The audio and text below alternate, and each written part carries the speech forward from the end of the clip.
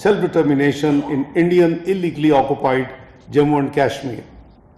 Above all, it was yet another irresponsible and dangerous ploy driven by narrow domestic political objectives. Excellencies, ladies and gentlemen, India failed on all accounts.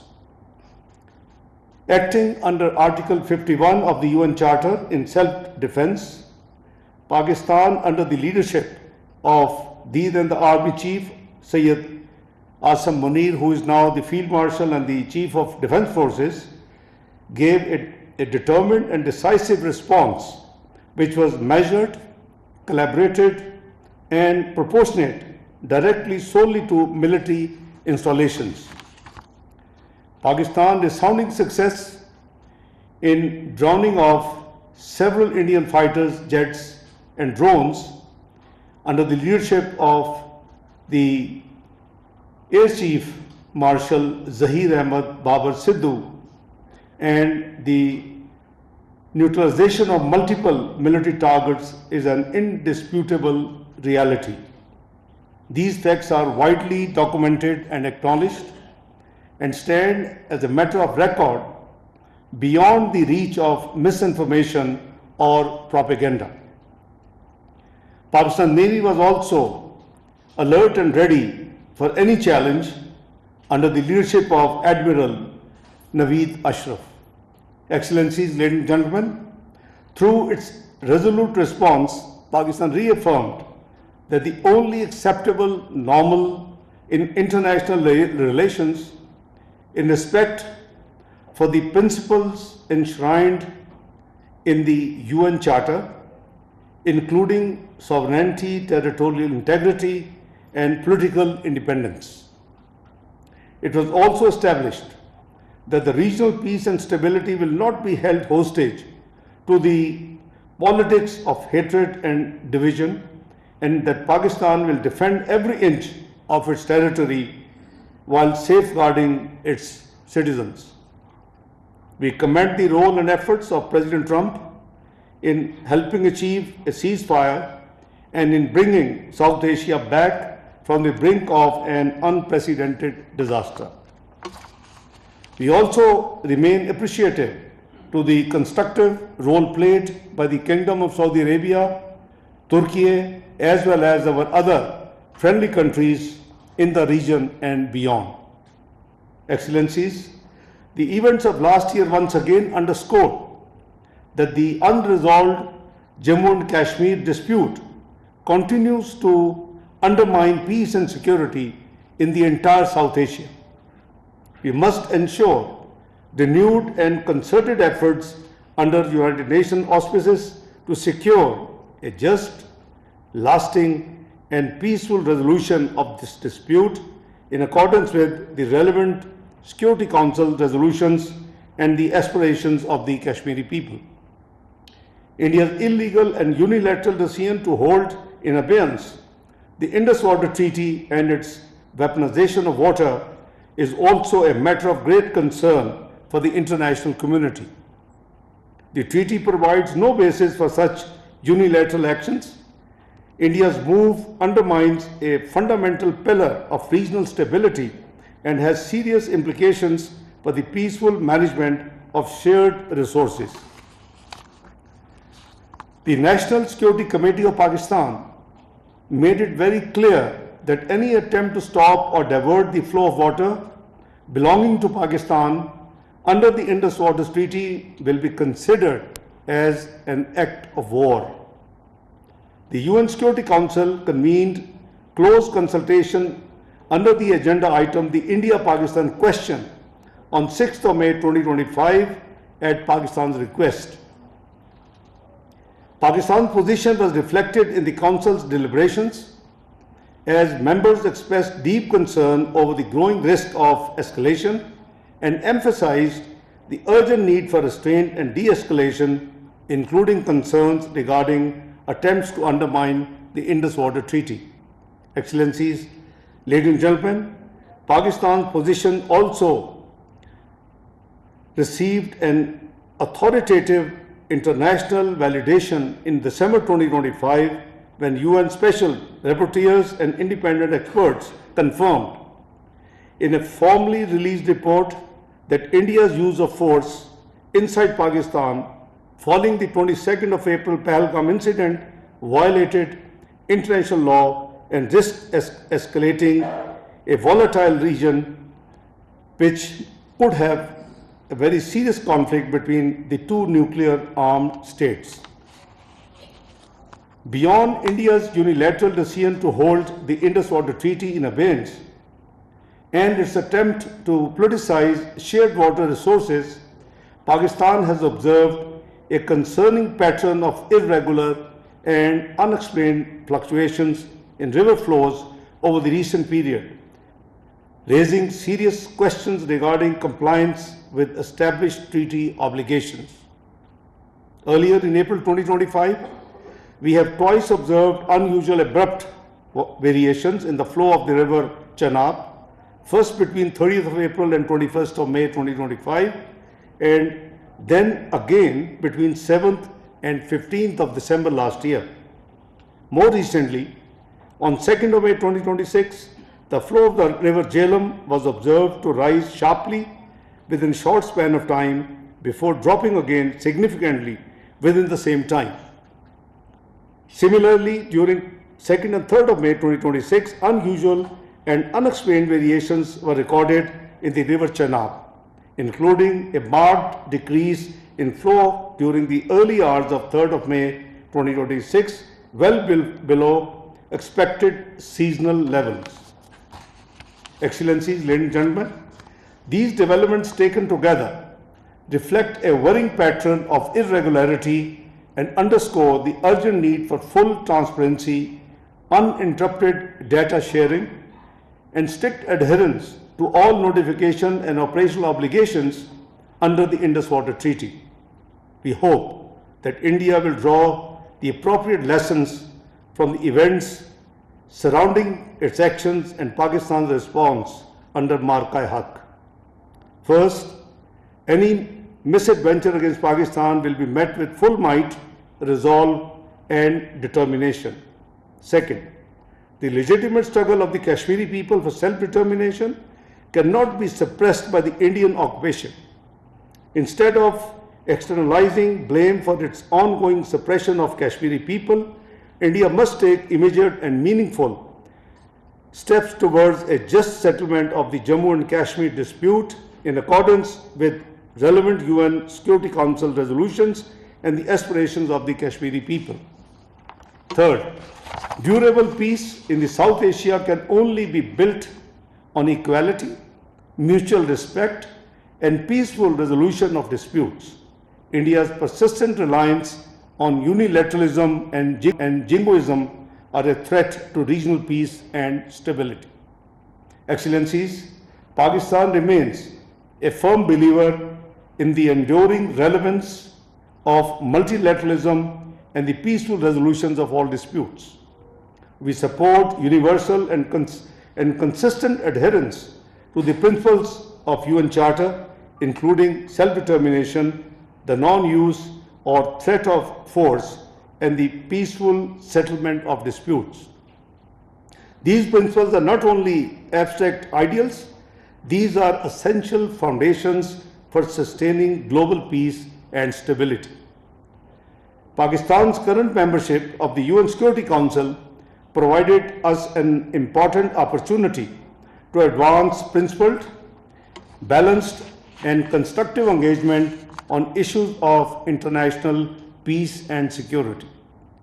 As an elected member, Pakistan has focused on bridging divides, promoting dialogue, and strengthening the role of elected members through more transparent and inclusive working methods. During its presidency of the UN Security Council in July 2025, Pakistan convened a high-level ministerial debate on promoting international peace and security through multilateralism and the peaceful settlement of disputes. The unanimous adoption of Resolution 2788, after many years there was a unanimous resolution in the Security Council during our presidency, further underscored this commitment marking a concrete outcome of its efforts to strengthen multilateral approach to conflict prevention and resolution. Pakistan has consistently emphasized that unresolved and protected disputes, particularly those involving foreign occupation or the denial of self-determination, remain among the gravest threats to the international peace. Excellencies, ladies and gentlemen, durable peace cannot be achieved through force or coercion. Justice, respect for fundamental rights, particularly the right of self-determination, the peaceful settlement of disputes, and the faithful implementation of the UN resolutions remain indispensable to sustainable global stability. Guided by these principles, Pakistan has actively worked to strengthen cooperation across multilateral platforms available on the globe. During our presidency of the Council, Pakistan convened a briefing on enhanced cooperation between United Nations and Organization of Islamic Cooperation (OIC), underscoring the importance of closer coordination among multilateral institutions in addressing shared challenges and advancing common objectives. At the regional level, Pakistan's engagement is anchored in the wide network of multilateral forums, including the OIC, the Economic Cooperation Organization (ECO), and the D8, which serve as important frameworks for promoting dialogue, cooperation, and shared development. Excellencies, ladies and gentlemen, Pakistan looks forward to assuming the upcoming ECO chairmanship of the Council of Foreign Ministers and the ECO Summit in 26-27. This will provide an important opportunity to further advance regional economic integration and connectivity. Pakistan also continues to play an active and constructive role within Shanghai Cooperation Organization (SCO). Pakistan will assume the chair later this year and will host the summit of the heads of state next year in 2027. Pakistan aims to deepen regional cooperation across Eurasia, particularly in trade, connectivity, security, and sustainable development. Building on these engagements, Pakistan is deepening its partnership with Central Asian states across diverse sectors, particularly in connectivity, trade, energy, cooperation, and infrastructure development. Excellencies, ladies and gentlemen, Pakistan's continued collaboration with its all-weather strategic partner China, including through the China-Pakistan Economic Corridor, generally known as CPEC, remains a key pillar of its regional connectivity agenda, contributing to shared prosperity, development, and economic integration. In parallel, Pakistan maintains a broad and constructive partnership with the European Union, encompassing political dialogue, trade, development, cooperation, and climate-related priorities, reflecting a shared commitment to stability, sustainability, and inclusive and shared growth. In Africa, Pakistan's engagement is rooted in historic ties of solidarity and shared struggles for self-determination and respect for sovereignty. Pakistan continues to advance for African perspectives to remain central in the Security Council's deliberations while supporting African-led peace and security initiatives, particularly those of the African Union and sub-regional organizations. Pakistan's peacekeepers serving under the United Nations have made and continue to make important contributions to peace and stability across the continent.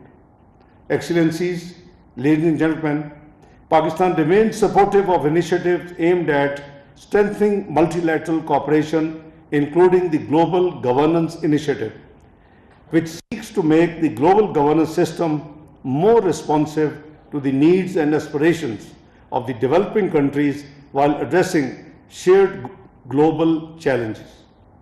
In the Middle East, Pakistan, together with other 8 Arab and Islamic countries, remains committed to advancing the comprehensive plan to end the Gaza conflict in line with Security Council Resolution 2803. In pursuance of this objective, Pakistan joined the Board of Peace in January 2026 when Prime Minister of Pakistan Shehbaz Sharif formally signed the Board of Peace document, which seeks to facilitate implementation of the Gaza peace plan and support the reconstruction of Gaza in the near future. Pakistan firmly believes that sustainable peace in the Middle East requires an end to occupation and the full and faithful implementation of agreed peace initiatives leading to the establishment of a sovereign, independent, viable and contiguous state of Palestine based on pre-1967 borders with Al-Quds al-Sharif as its capital, an outcome that remains essential for lasting peace and stability in the region. Excellencies, ladies and gentlemen, Pakistan's constructive engagement in recent and ongoing efforts for promoting dialogue and de-escalation in the Gulf region reflects its consistent commitment to peace and stability. Drawing on its relationship across the region, Pakistan has made efforts to reduce tensions and create space for meaningful engagement among key stakeholders. I can share with you that right from the first day, 28th of February, I was actually traveling when Iran was attacked. Pakistan was the first one to come out, and Foreign Office condemned that attack. Within hours, same day, the attacks started on the Gulf countries. We continued to make efforts, and we had no choice but to also condemn those attacks on our friendly and brotherly countries, GCC. Since that day, we have been continuously making efforts with all the stakeholders, and particularly US and Iran, to sit and negotiate between them and reach to a truce and end this conflict.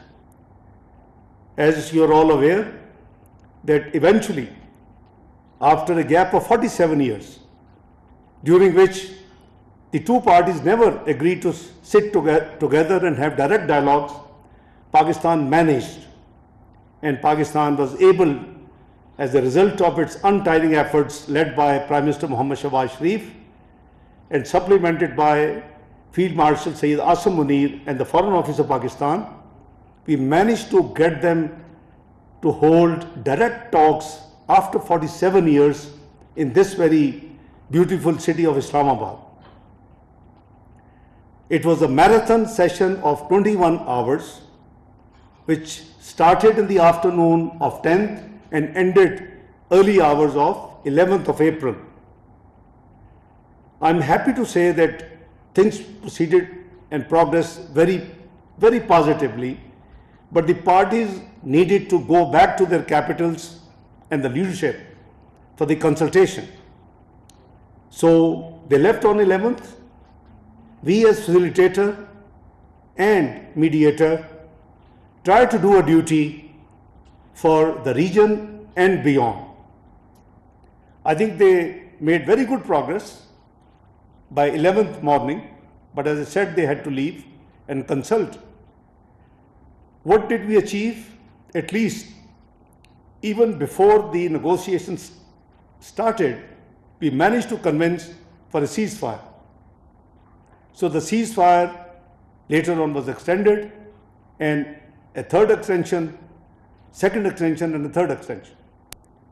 What is our objective and aim is to continue to convince both sides as an honest facilitator and mediator to negotiate and reach a peaceful settlement. This is need for the region, this is need for the globe, this is need for the economy of the world. Whatever has happened so far, it has already dented your global GDP to a great degree.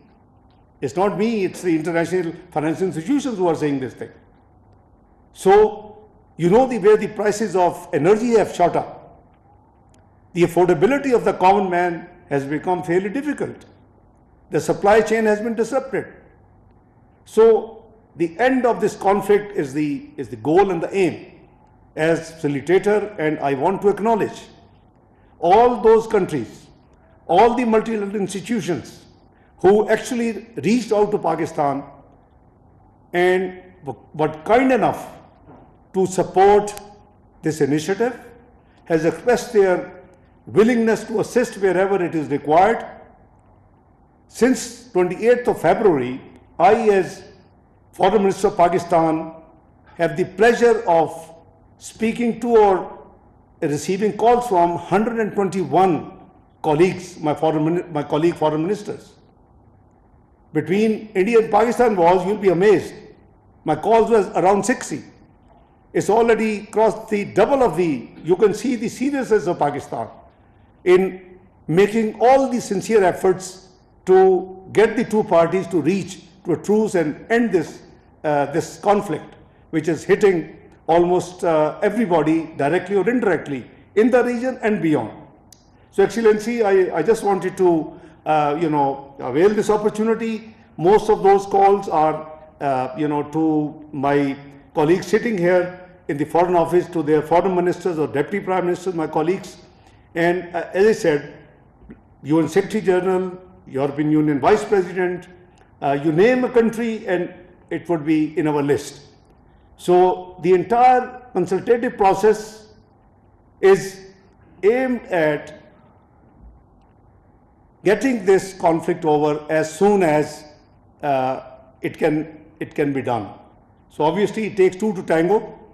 We are doing our best and we are very hopeful that, God willing, Pakistan will succeed with the efforts, with the wishes, with the messages of all of your capitals. During this entire process, I had an opportunity. I was invited by my great friend, Foreign Minister Wang Yi, to Beijing for a day to consult on the matter. And I'm sure most of you would have seen during the one-day deliberations on this issue, conflict in the Middle East, US-Iran conflict, we managed to come up with 5 points peace initiative for the region, which actually was supported by dozens of countries over the phone, through the messages. Objective: just work for the global peace and bring back the lost prosperity, the economic viability, within the reach prices of the energy, which has become almost doubled in this whole process. So Pakistan is, I would say, is discharging its duty as a member of the global community to do our best, and we greatly acknowledge, all our friendly countries who have been supporting and encouraging us to continue this effort, whether it is Central Asian states, whether it's South Asia, the West Asia, the Middle East, you name it, the Europe, Americans, everywhere. So from Australia to Canada to everywhere, we have been in touch on regular basis. So objective is common, as that this this conflict ends in a dignified manner. It should be win-win, obviously, because of the sensitivity of the matter and the responsibility as a facilitator, mediator. I regret that I cannot. इसहाक डार तकरीब से खिताब कर रहे हैं। उन्होंने कहा कि पाकिस्तान ने खलीजी ममालिक पर हमलों की मजम्मत की। पाकिस्तान मशरिक़ वस्ता जंग में सीज़ फायर करवाने में कामयाब रहा।